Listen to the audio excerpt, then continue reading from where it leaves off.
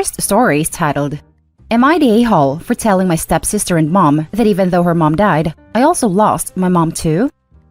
When I was 6, my mom remarried to my stepdad.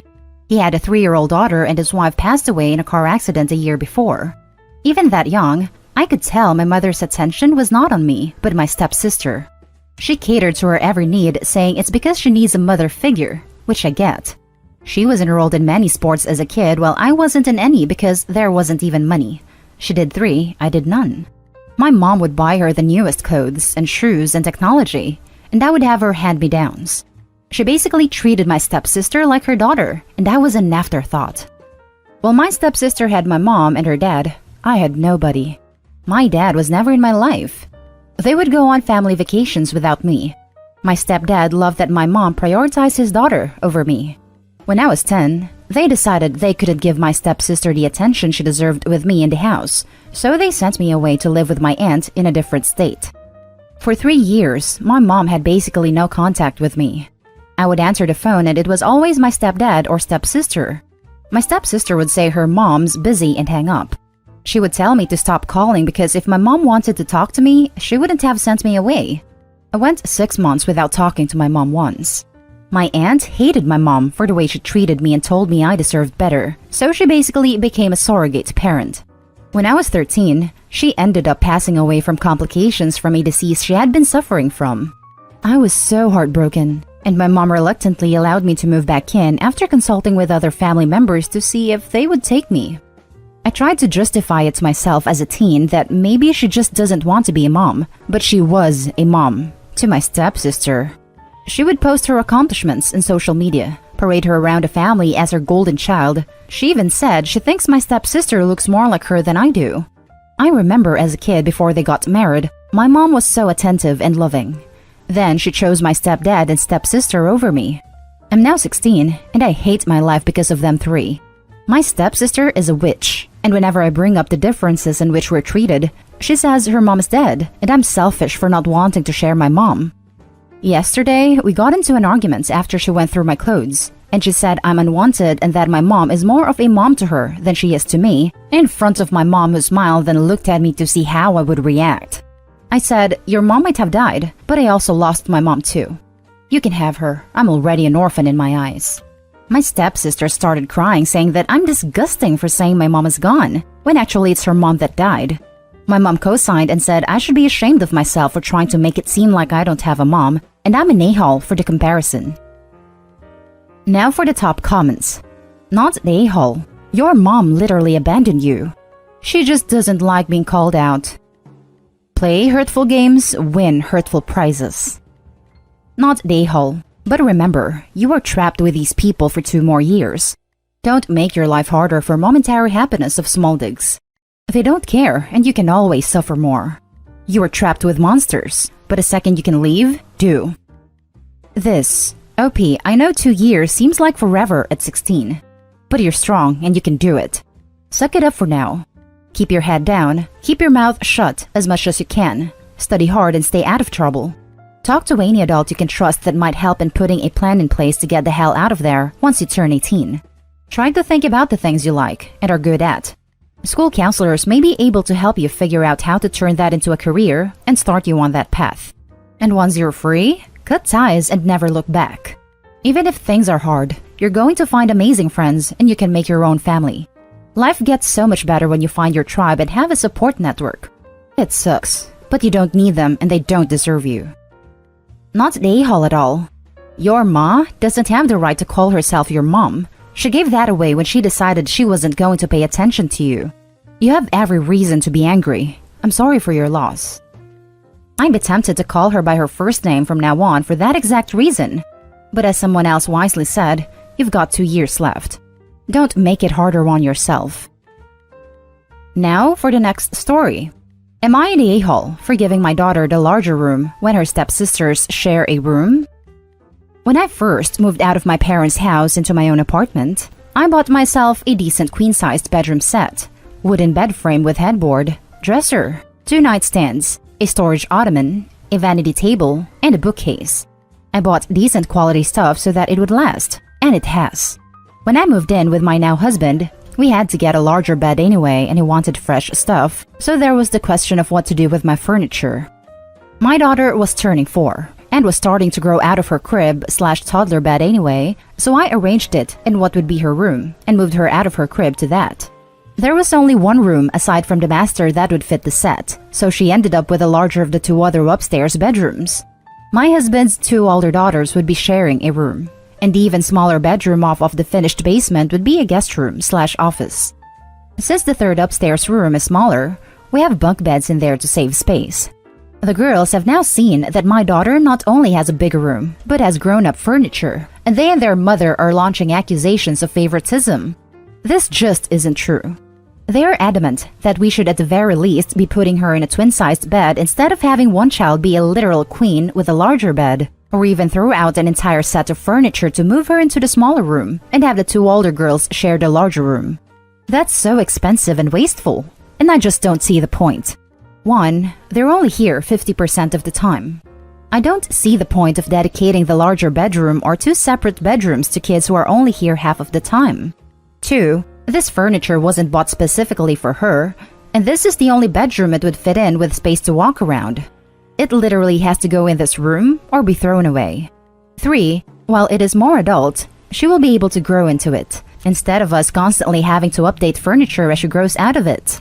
The furniture is also less than 7 years old, so throwing it away would be wasteful.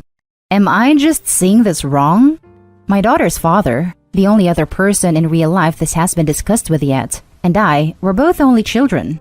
But even still, throwing away perfectly fine furniture because of perception would just not happen. It's just a bedroom set. Now for the top comments. You gave a queen bed set to a 4-year-old, while 2 older, presumably larger, children are sharing a smaller room with twin beds? You're the a-hole. Doesn't matter if they're only here half the time, that's still a lot of time and you are clearly showing favoritism, even if you aren't doing so intentionally. Either sell the queen bed set or make the queen bed a guest room and move your daughter into the smallest room with a twin bed. Since she is smallest, it isn't fair to give her even more space than 2 larger children. Plus, a lot of kids who split time end up feeling like they don't really have a home because they get downgraded because they're only here half the time. You're the a-hole. You are trying to rationalize favoring one kid. That rarely ends well. Try to think about it from their point of view. They have to share a small room with bunk beds because you consider them guests that stay with you every other week, instead of kids that are part of your family. Also, the set doesn't have to stay together. Pieces can go in other rooms. Exactly this. Imagine being a kid who has to go somewhere where it clearly isn't welcome and others are treated way better. You better try damn hard to make them feel welcome in the future if you don't want to end as the bitter stepmom everyone hates, including your daughter, who will be resented by them and will eventually notice who is at fault for this. You're the a-hole. I could see if they were there only for the occasional visit, but they live there half the time. You are being terribly unfair. Either give each girl their own room, or sell the furniture and put the older girls in the big bedroom. What you would probably do if they were all equal in your eyes, though, is to give the 10-year-old the small room alone and put the younger 2 in a room together. You have several options better than what you are currently doing. When you decide to make it right, let the girls help choose the decor as much as you can. They deserve to feel at home and valued. Next story is titled, Am I the a-hole for refusing to accept a deal with my parents that would benefit my sister? My stepsister and I will take the SAT again for school. I've already taken it before and gotten a 1500. My sister got 1100. Our parents, to motivate us, gave us a deal that would be put in motion if we both accepted. If we got 50 plus points, then they will give us money based on our increase. If we don't reach our goal, then we'll get more chores. I find this horrendously unfair, and I didn't accept it. My thinking is that it's much harder to get a 1500 to a 1550 than an 1100 to 1150. You'll obviously get some sort of logistic growth in terms of effort. I didn't accept the deal because I honestly think it's unfair, and I probably will not get significantly higher than last time. Scores this high will taper out, and there is that random chance factor. My stepsister is honestly pissed at me. She says she's been studying for a long time and that she has really worked hard for the test.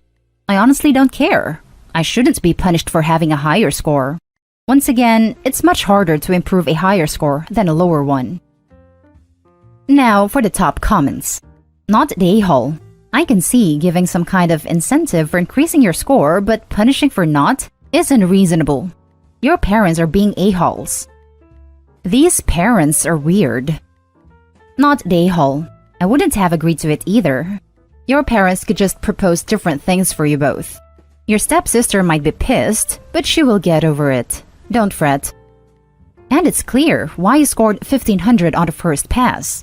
Excellent critical thinking skills. Not the a-hole. Not the a-hole. You are thinking logically from your standpoint. You have a high score and you do not believe that you could improve your score. Hats off to your sister for studying, but that's her, not you. Now for the last story. Am I the a-hole for telling my mom she no longer makes the rules? At the time, I was 26. I had a job, and I was saving money to get a place of my own. My dad suffered from sciatica that put him out of work for a while. So we all had to stay home to take care of him.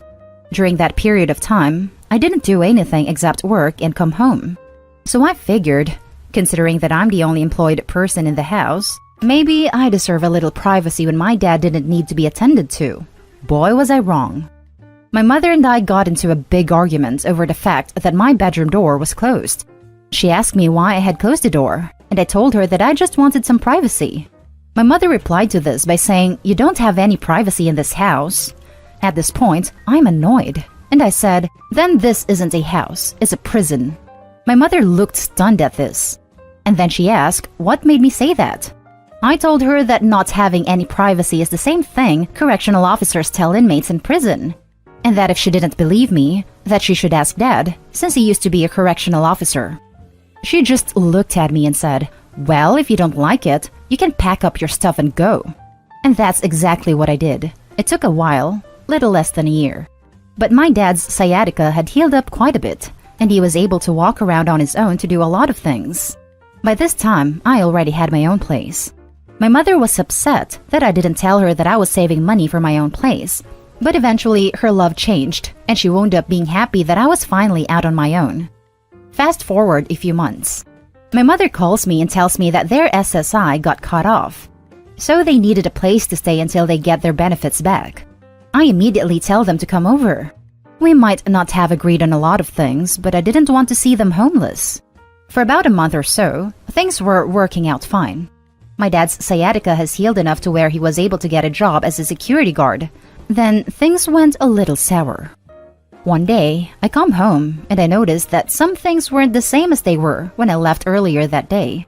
For clarification, here's what I saw. 1. I accumulated a good selection of horror movies. Halloween, Friday the 13th, Texas Chainsaw, etc. Those were gone. 2. My bedroom door was closed when I left, and now it's open. I asked my mom what happened to my movies and why my bedroom door was open. Here's what she said. "I told you we don't close doors, and horror movies are gateway for demons, so I got rid of them." I then replied by saying that when I was living in their house, I had to go by their rules. Now they're living in my house, and they're still trying to make the rules. And they can't do that when they're in someone else's house. My mother said that I'm always supposed to obey her no matter how old I get. She also said that what I said was disrespectful and rude. I love my mom, but I'm not sure if she's right. What do you guys think? Am I the a-hole? Now for the top comments. Not the a-hole. Wow, just wow. She's a guest in your house. This is not okay, no matter if she's your mother or not. For those of you wondering about my dad's point of view in this situation, he does in fact choose not to get involved. Not the a-hole. In this house, we watch Evil Dead 2 during Thanksgiving dinner. And if I hear any backtalk, we'll wash down dinner with a big glass of Reanimator. Now if you'll excuse me, I'll be in my room pleasuring myself with the door closed. Lol, if he's bold enough, do it with the door open, and maybe she'll start closing them herself. Not the a-hole. It's your place. Hit them with the "Do you pay bills around here to be making decisions?" and keep it moving. And that's the end of this video, folks. As always, leave a comment and hit like and subscribe. And if you want more of this content, turn your notification on to get updated on the latest videos. And I'll catch you in the next one. Stay safe.